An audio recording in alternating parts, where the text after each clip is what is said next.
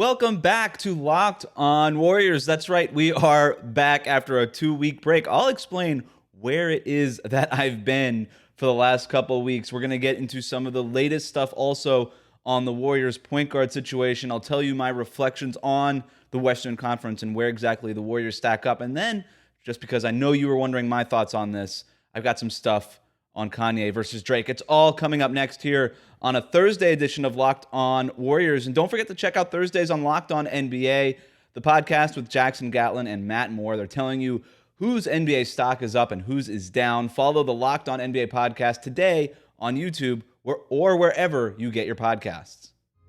You are Locked On Warriors, your daily Golden State Warriors podcast. Part of the Locked On Podcast Network, your team every day.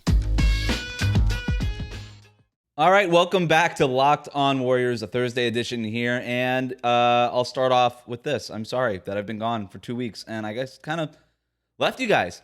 I had some podcasts, and then all of a sudden, I just didn't have any more out there. Before I left, we were doing kind of a breakdown of some of the other teams in the Western Conference, talking with the hosts of the other Locked On podcasts, asking them what they thought about their teams and their teams as off seasons. And then I just went off the grid. But you can't be mad at me because it was a planned vacation that I didn't tell you about. The thing was, I thought I was going to have another show to tell you guys all, and then stuff kind of went haywire in the lead up to my vacation, and I was just never able to get that podcast out. So for that, I am sorry. I am. And I put out, you might have seen some of my social media stuff that I was on a road trip. It took 2 weeks. It was long. It was a lot of fun. And like I said, you can't be mad at me because I got engaged on that trip. So all of you could be very happy for me now and not so mad at me.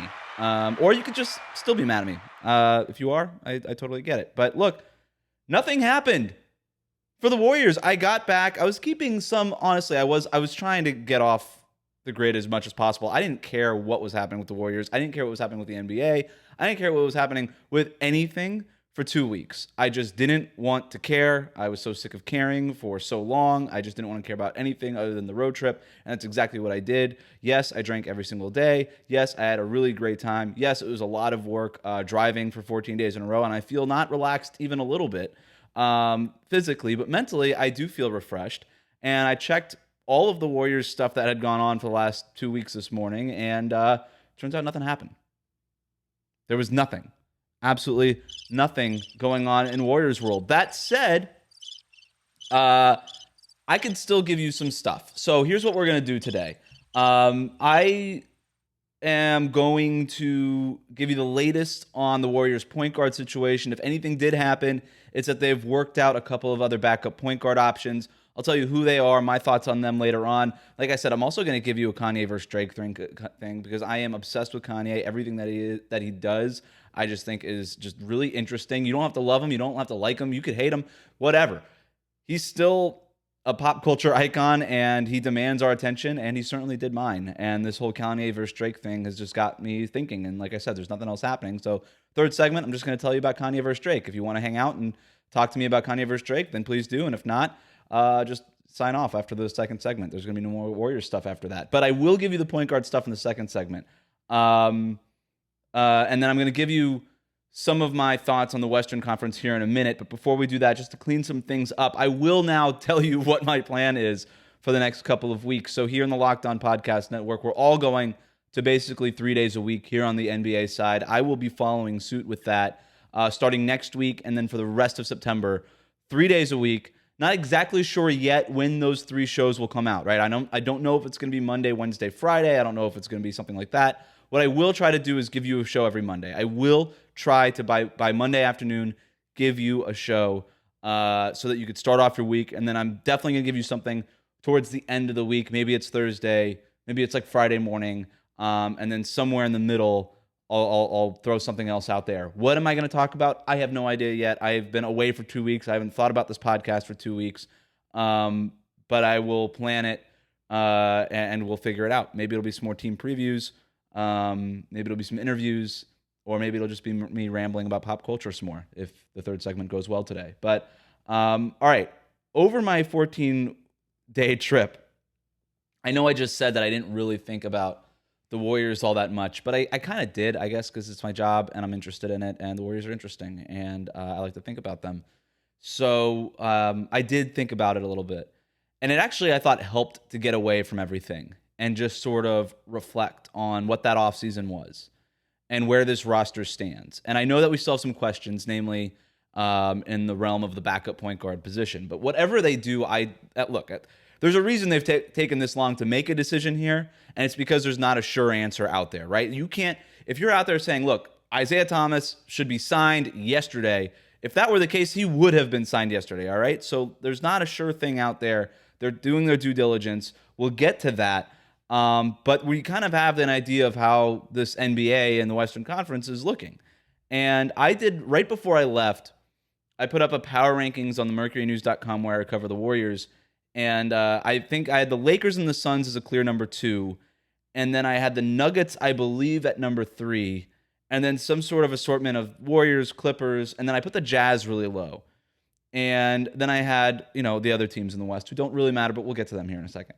Now that I've thought about it, I think there's different tiers in the West, and there's, to me, 3 that really matter in the Western Conference.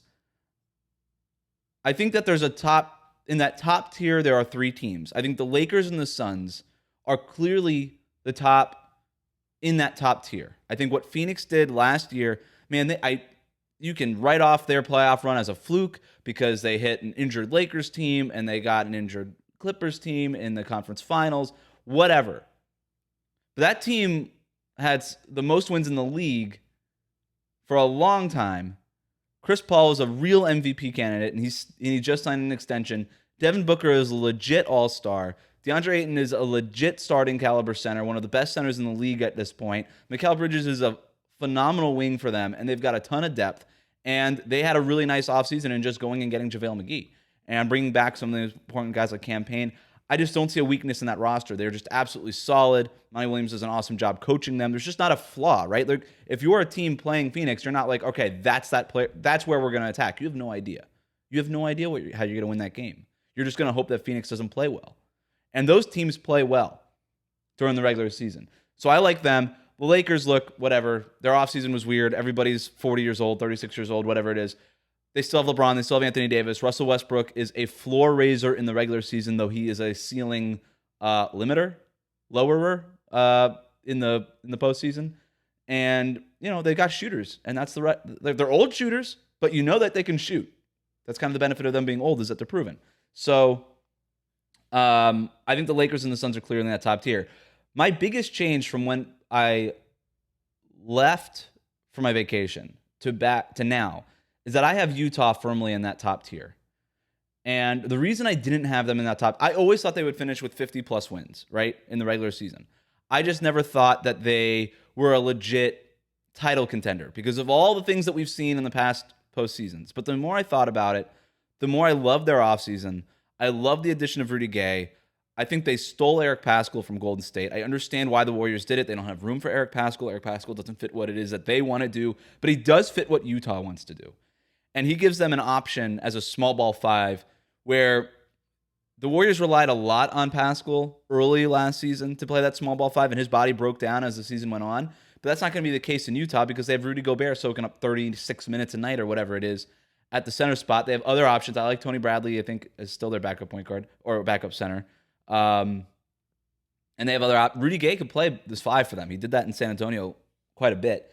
And now, look, I think that this is a make or break year for Utah. There's a lot at stake here, right? Because if they lose earlier than they think again this postseason, then they're going to be looking around and saying, okay, what do we do? Because it's been the same formula and we've tinkered with it here and there, but it's basically been Donovan Mitchell and Rudy Gobert and shooters and some limited amount of playmaking around them, and we're kind of capped out, and Rudy Gobert is making $40+ million a year, and Donovan Mitchell's not cheap, and we don't really have any other options, and we're a small market. What do we do? They could start looking around and be, hey, we got to make a major change, and if anybody's going to go, it's Rudy Gobert, and I think you could trade him to a bad team that just wants to have a top 5 defense because Gobert is a walking top 5 defense, but I I think because there's so much pressure and so much urgency, they will be willing to make the right changes in the postseason. By that, I mean they won't be afraid to bench Rudy Gobert at the end of the game if they have to. And they got further than they ever did in the playoffs last year. They figured something out. Rudy Gobert is better switching onto the perimeter than he's ever been, right? He is not the liability that he once was, but they did get blown up by the Suns, or by the Clippers. They got blown out by the Clippers and that small ball thing. And that was tough, but it did feel like they were taking a step forward. So I like to believe that Quinn Snyder is going to have that group taking another step forward. And if push comes to shove and it's just not working, well, you know what now? Sorry, Gobert. You're out of the game, man. You're out of the game for the last 5 minutes, whatever it is. And we're going to stick Rudy Gobert or Eric Paschall at the 5, and we're going to play 5 out, and we're going to let Donovan Mitchell cook. And I think that can work because I still think that Donovan Mitchell has one more leap left in him. Quiet MVP candidate right now. If you're putting some betting money down and you want some good odds, I'm not sure what the odds on BetOnline for Donovan Mitchell are, but I would look at him. I think he's got one more leap left in him, and it could come as soon as this year because the urgency is on, right? So I've got Utah now in that top tier. Where are the Warriors? The Warriors to me are in that second tier because they, like the Nuggets and the Clippers, who round out that second tier, have one major question on each of their rosters, and it's an injury to a star. And each of their stars are expected back at some point during the regular season and should be back for the postseason, but we don't know how any of them are going to look and how any of them are going to affect the title chase. Now, we know that if Klay Thompson is back for Golden State at 90% of what he was in 2019 before he got his first injury, that the Warriors are an absolute bona fide title contender. They absolutely are. We just don't know that right now. Nuggets, same thing for Jamal Murray. Clippers, obviously same thing for Kawhi Leonard. The thing that worries me about the Warriors, and I'm going to talk about this a little bit more at length on the Locked On Fantasy Basketball podcast with Josh Lloyd. He's going to have me on later today. Not sure when that episode's going to come out, though. But I just don't love the depth. The more that I've gotten away from it, and I've gotten away of just staring at that depth chart, the more questions I had, right? Because you look at that depth chart, we know what the starting 5 is once Klay comes back. Steph, Klay, Andrew Wiggins, Draymond Green, Kevon Looney. Kevon Looney will start at center. I don't know. I know they added Otto Porter Jr. I know they added Nemanja Bjelica. Neither of those guys have basically played for 2 years. Bjelica, is he in shape? That's the big question. Porter, can he stay healthy for a whole season? If they can, great. Even if they can, I still don't love the depth. I think Jordan Poole, by the way, is a 6th man of the year type of candidate. I think he's got potential to get there. He's probably a year away, right? Because usually the way these awards work is you sort of you kind of earn that respect 1 year, and then you're really into the conversation the next year. That's how this stuff works. But I think he could be that type of player, and that's all that the Warriors really care about this season. And then you've got Juan Toscano-Anderson, who to me absolutely should be part of the core rotation every single night, and he was by the end of last year, and he was a big fulcrum of the defense and a big reason why the Warriors ended last season as strong as they did. And yeah, they have Moses Moody, Jonathan Kuminga. We love how impressive they were in the Summer League. They're still rookies. And I don't know that this team is going to be hungry to get them a lot of minutes. James Wiseman, I just don't know where he slots in. I don't know that you can count on him every night at this point. Let's remember, he's coming off of the MCL injury. He's going to be, for all intents and purposes, a rookie until the midway point of the season. We don't know what he's going to look like. We don't know if he's going to be ready for training camp, even though they seem optimistic, and Wiseman does seem optimistic. The few times I talked to him during Summer League, I would just catch him in the hallway and ask him how he's feeling. You've got Damian Lee. You've got Andre Iguodala. I don't know. We'll see what they could get you. There's a lot of names, right? I like their depth more now than I did last year, certainly. I just don't love it. And I still have a lot of questions. And I know what that starting 5 looks like when Klay comes back. I don't know who your best 5 are off the bench. I think it's Jordan Poole. I think it's Juan Toscano-Anderson. And then after that, I have no idea. I think that's your top 7. But I have no idea for various reasons. Can Otto Porter stay healthy? Can Nemanja Bjelica buy into his role and stay in shape? Can Moses Moody give you something as a rookie? Can Jonathan Kuminga give you something as a rookie? Can James Wiseman give you something as a rookie? How much can Andre Iguodala play? Can Damian Lee become a factor? There's just a lot of question marks. Now, I'll say this. Steve Kerr proved to me and to a lot of people last year something very important, is that by the end of the season, he could figure something out. That he could just take what it is that was given to him, and he was given basically nothing last year. He had Steph and Draymond, and the Warriors were awesome when those two guys were on the court, but after that, it was, you figure it out, Steve. Here's a bunch of things. You figure it out. And he figured it out. By the end of the year, the Warriors went on that great stretch. They figured it out. Almost made the playoffs. So I do trust in Steve Kerr's ability to figure it out. I just think it's going to take time, and we don't know what Klay is going to look like. And so for that reason, I have them in that second tier.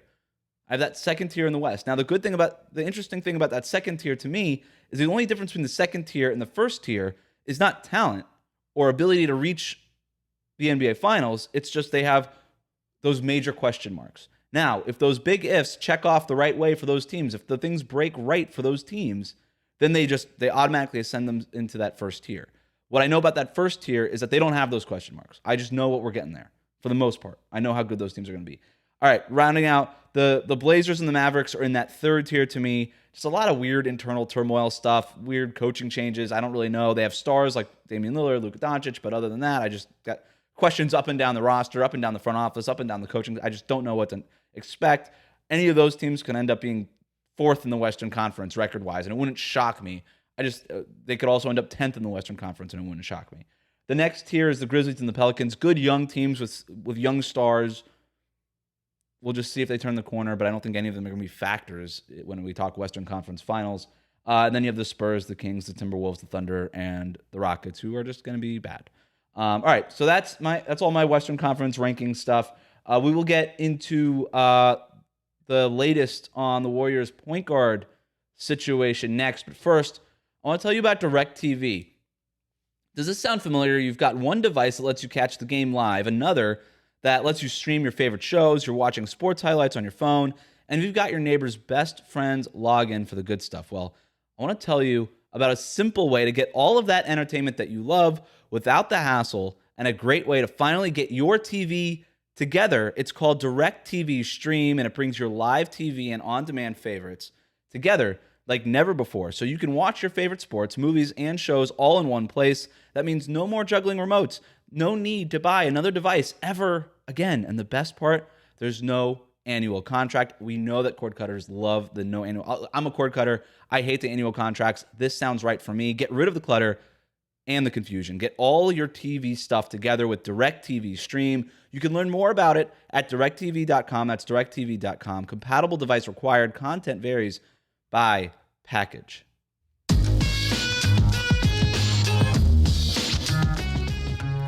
All right, welcome back to Locked On Warriors. Later on in the show, I've got my thoughts on Donda versus Certified Lover Boy.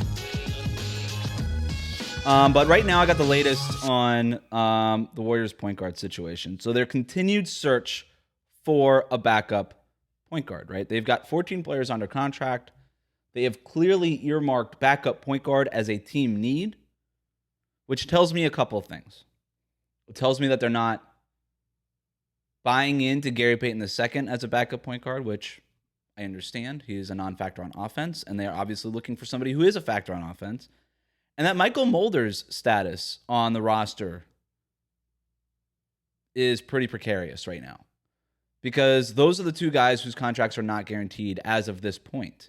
Now, they can bring Michael Mulder back on a two-way. I believe he has not served those 4 years of NBA experience, so he can come back on a two-way.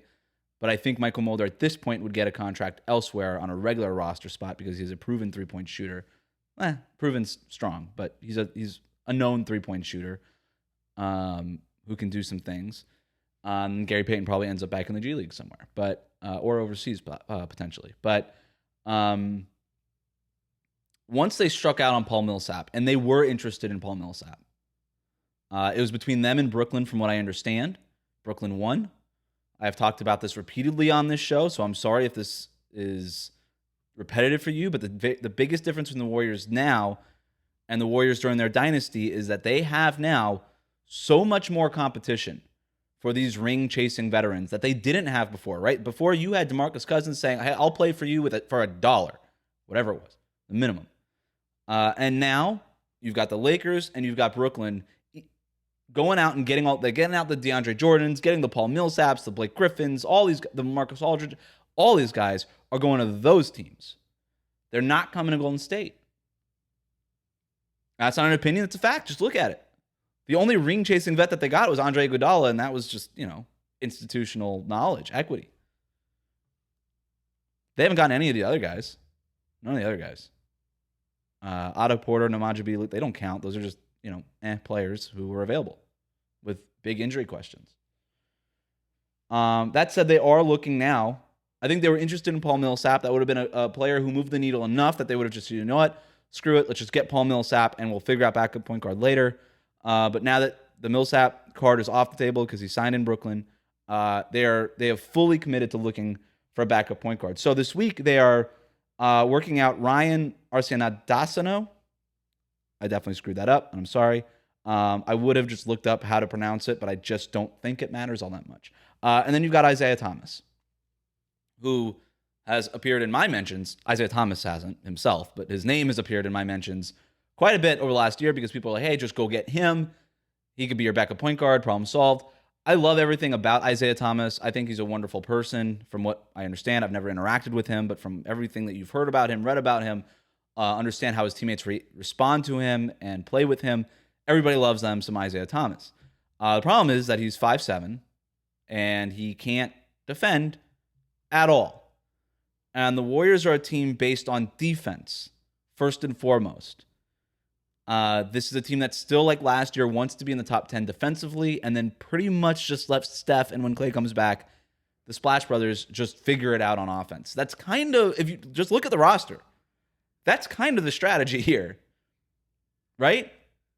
Andrew Wiggins is certainly better. Take a major step last year. You can count on him for some stuff, but you can't count on him to run your offense or to be your leading scorer. Draymond Green is certainly a part of the offense, but he's not scoring a whole lot, if at all. Jordan Poole is helpful off the bench, but he's not a guy you can count on every single night, at least not last year. He had very, up and down type of scoring games, 20 points one night, 6 points on, 3 of 18 shooting another night or whatever. You have no idea what to expect from the rookies. Looney's a non-factor on offense, even though you need him in there on defense for defensive purposes, and he's easily the team's best center at this point. So there's obviously a need to get somebody who can be a factor on offense, which is why you look at a guy like Isaiah Thomas. But I do think that this team's, I don't know that he's going to be so much of a factor on offense at this point, right? He's not MVP caliber Isaiah Thomas anymore, that it could be worth the trade-off defensively, right? Because that is somebody who an offense can just go down every single time on the floor and be like, put him in a pick and roll. We're scoring every single time. And that's the problem. Now, unless the Warriors think that they could put some sort of defense around Isaiah Thomas when he's in the game, that you can mitigate that the way that Boston did when Isaiah Thomas was at his best before all the injuries, then maybe there's something there. I understand the idea of working him out. But we're looking at Ryan, can't pronounce his last name, and Isaiah Thomas at this point. The Warriors have Chris Chiozza on a 2-way contract. Okay, whatever. I just don't really know what the answer is at point guard. And to me, this could be a test of not player development, a little bit, but of scouting at this point. What does the Warriors scouting department do when the obvious answer isn't there? What do they do? Can they do the thing that the great development teams, San Antonio, Toronto, Miami, have done time and time and time and time again, and find somebody that you and I have never heard of and make that player matter? They did this with Juan Toscano-Anderson, so there is evidence that it is possible for them to do it. But can they do it at the guard position? Can they do it again? Look, everybody finds one guy. They do. Every single team does. Every single team does. The Warriors found one guy. San Antonio, Toronto, and San Antonio hasn't even really done it a lot lately. It's really, at this point, Toronto and Miami. Just do it every year. They do it every year. They find a new guy. You're like, who is that? He can play. The Warriors have to do that. If they want to be the next San Antonio, just be good for 20 years, they're going to have to do that the way San Antonio did for those 20 years and the way that Toronto and Miami are doing now. right? If the Warriors want to be of that ilk, of that kind of organization, then go do that. If you can't do that, then you should just put all the chips in, just do what Brooklyn's doing, do what the Lakers are doing. The hell with finding these guys. Let's just go get the guys who we know and just put all the chips on the table. That's the one thing with the Warriors. I think they could have been there with the Lakers and the Brooklyn Nets if not for Klay Thompson's injury. I think they can be there, but they've got to put all the chips in. That means trading Wiseman, trading Kuminga, trading all these players and getting bona fide dudes right now. I'm not saying they should do that. I'm just saying if you want to get to that point where the ring-chasing team, the veterans are coming to you, that's kind of what you got to do. Because those teams aren't messing around with rookies and young players. They're not. It's a bunch of veterans that other veterans want to play with. So, again, not saying what they should or shouldn't do. And I'm telling you, they're probably not going to trade Kuminga, Moody, and Wiseman. They're probably not going to move all those guys for some sort of veteran-type move. They want those guys. They want to have that bridge to the future. Cool. Awesome if you're a Warriors fan in 2028. That's awesome. But right now, but if that's what you're going to do, and you don't want to be picking in the lottery every year, then you got to go find some of these guys. We'll see if they can. We'll see if they can. For now, at least, it looks like let's go get somebody that we know. But this seems to be more of like Brad Wanamaker territory, right? And less of like that Patty Mills type of territory that they hope to be in on and ultimately were not. But you could use the G League now that we have a real G League system in place. It was just maybe announced or at least reported that there's going to be a 30-plus game schedule. It's a full G League now. So this will be very helpful for them. Go get point guards, the McLaughlins of the world, all these guys, put them in Santa Cruz, start mining these dudes, start finding them now because you're going to need them probably as soon as next year, if not at the end of this season. Who knows? You might need them even sooner than that. All right, that's my point guard stuff. That's really all my Warriors stuff for today. After the break, I got some Kanye versus Drake stuff. I don't know where else to talk about it, and I have to get it off my chest. It's all coming up here. But first, let's talk about our friends at Built Bar. Did you know that Built Bar has so many delicious flavors? There's something for everybody, and when you talk to a Built Bar fan, they're definitely passionate about their faves. If you don't know the Built Bar flavors by now, well, you're missing out. They have coconut, cherry barcia, raspberry, mint brownie, double chocolate, salted caramel, strawberry, orange, and then cookies and cream. They don't have orange and cream. And then they have German chocolate. My favorite flavor is the fruit ones that are covered in chocolate. You can't go wrong with strawberry covered in chocolate, chocolate covered raspberry, chocolate covered orange. It's all great. It's refreshing. It tastes good. It's good for you. If you haven't tried all the flavors, you can get a mixed box where you'll get 2 each of 9 flavors so you can try them and find out which one is your favorite. Not only are Built Bar flavors the best tasting, they're also healthy. Check out the macros. 17 to 18 grams of protein, calories from 130 to 180, only 4 to 5 grams of sugar, only 4 to 5 grams of net carbs. Amazing flavors. They're all tasty. They're all healthy.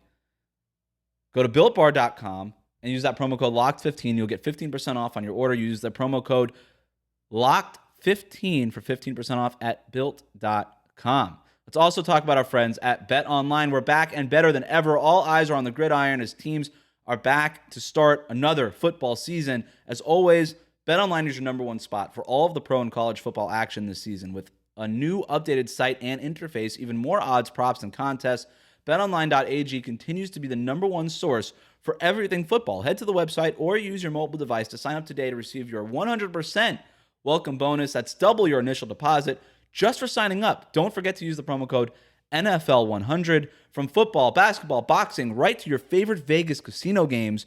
Don't wait to take advantage of all the amazing offers available for the 2021 season. BetOnline is the fastest and easiest way to bet on all of your favorite sports. If you missed it in week 1 of the NFL season, we'll put some money on the line and get double your initial deposit back for week 2. It's BetOnline, your online sportsbook experts.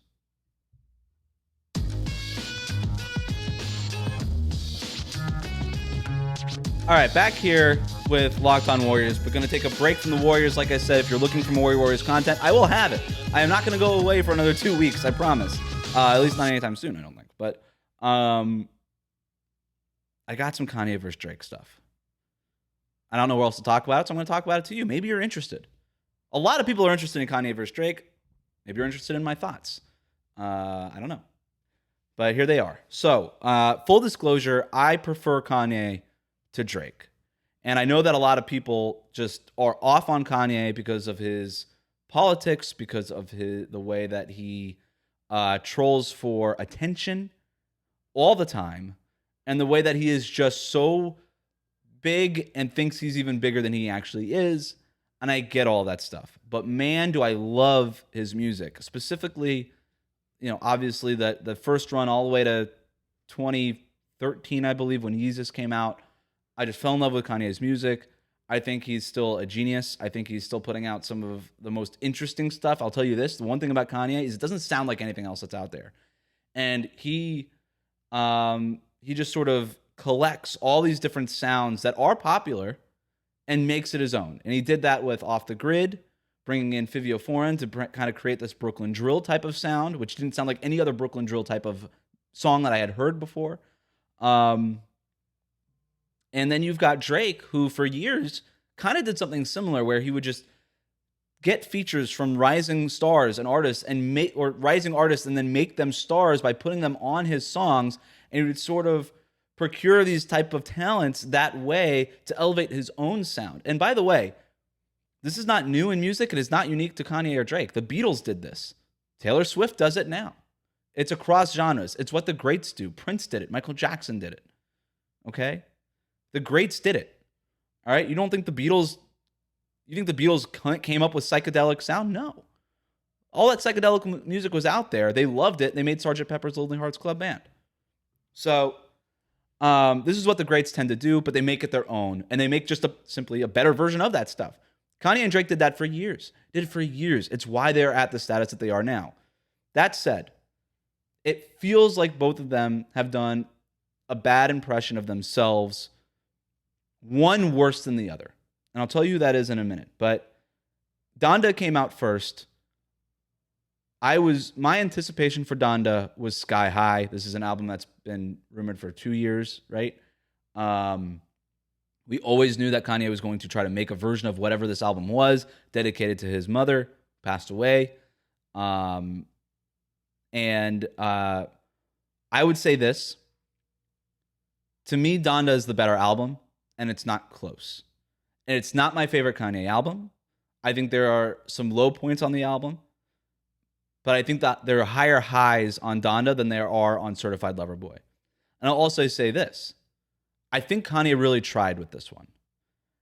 I think he really did. And I just think that there was a lot going on. And to me, there's a version of... Look, first of all, Donda is like an hour and 40 minutes long or something. It's 27 songs, 26 songs, but you take those 4 like part 2s that aren't really part 2s. They're just different versions of other songs that are already on the album previously to those last 4. Take those off. You don't need them. There's at least a there's at least a theme.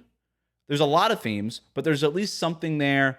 And there's a narrative thread, right? Where you could say, okay, you start with Jail and Off the Grid and all these things. And it's, you kind of understand, okay, there's freedom that comes with the divorce with Kim Kardashian, all that stuff. And then by the end of it, if you watch that third streaming thing, he kind of comes back to Kim. And there's a lot of twists and turns and things that don't make any sense in the middle, and there's a whole lot of songs in the middle of that. But you at least kind of know the beginning and the end, and it's up to you to figure out what the middle means. With Drake's album, I have no freaking clue what he's doing. And honestly, all the songs sort of blended into each other. And I thought about tweeting this, but I'm just going to say it. To me, it was just Certified Lover boring. Like, it was just boring throughout. And the thing with Kanye is he's going to talk about his ego a whole lot and how he's the greatest rapper, and he's going to talk about Kim, and he's going to talk about politics, and he's going to talk about God, and he's going to talk about religion. He's going to talk all about that stuff, just as he always has. And I think and it used to be much more cohesive, whereas now it's just sort of scatterplot all over the place. But I thought he at least did it better than what Drake did. Now, what Drake used to do is these awesome 1-2-liners that were just made for Instagram captions. Like those great 1 or 2 liners that he kind of learned from his mentor Lil Wayne about, and how to kind of formulate, and kind of took the torch from Lil Wayne in that way. They ended up becoming Instagram captions because they were so clever. Now it feels like Drake is writing them in order to create Instagram captions, if you know what I mean. Like this "I'm too sexy" stuff, and that one that he has with Travis Scott, where I'm losing friends but gaining peace or something like that. Drake has always been another level of cheesiness, but this is just a different level that's just not even good anymore. It's not like tongue-in-cheek cheesiness. It's kind of like, you sure you want to do that, Drake? Like, it just, to me, it's not. I like well thought out music. I like smart music, and just to me, it wasn't very smart. And I just thought I thought he was rapping was fine. I think that people, like, the immediate reaction is Drake's the better rapper, Kanye makes the better music, and that's sort of the conclusion on these things. I thought that Kanye's rapping on Donda was just as good as Drake's rapping on Certified Lover Boy. I just didn't think Drake's rapping was that great. It just kind of has this one flow all the time, and there wasn't just much variation. There wasn't a lot of different sounds on it, which to me is why I like Donda. They're both bloated records, right? They're just monolith type of albums, which both of these guys, I guess, are just going to do now, right? Like, Life of Pablo was supposed to be like 11 songs or something, and then he just, at the last minute, Kanye threw like twice as many, and it was like 24 songs by the time it was over or something like that, because he added a song like 6 months after it came out. I guess that's just what both, and Scorpion was basically 2 albums, and Views was way too long, and just, I guess that's just what both of these dudes are going to do now. They're just going to give you all of what it is that they have. To me, what I would recommend is just curate it yourself. I think you could take Donda and find like 12 to 14 songs, and be like, all right, that's a good album. It makes a little bit more sense, and I can get through it in an afternoon.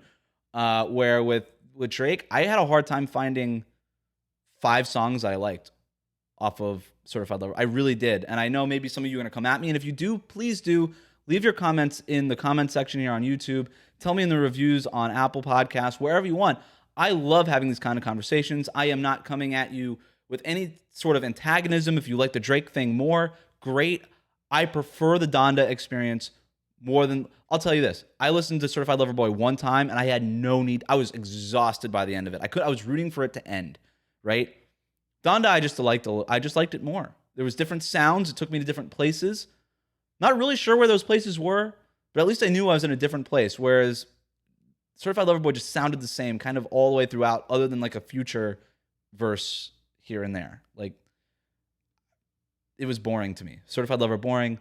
Donda, bloated, obnoxious, over the top, but better through and through than Certified Lover Boy was. I think the highs were higher, the lows were higher. Certified Lover Boy was just bland. And I think it was the worst thing Drake has done ever. I don't know if that's again, I've been off the grid for 2 weeks. I have no idea if that's a unique take or not. Let me know what you guys think. Let me know what you guys think about the Warriors point guard situation. And if you agree with where I put them in the second tier in the Western Conference, you could do all that by subscribing here on YouTube. Make sure to subscribe. Thank you for following us along on whatever your favorite podcast platform is as well. We're back, baby. We are back with Locked On Warriors. Thanks for tuning in. I'll see you guys soon. I will, I promise.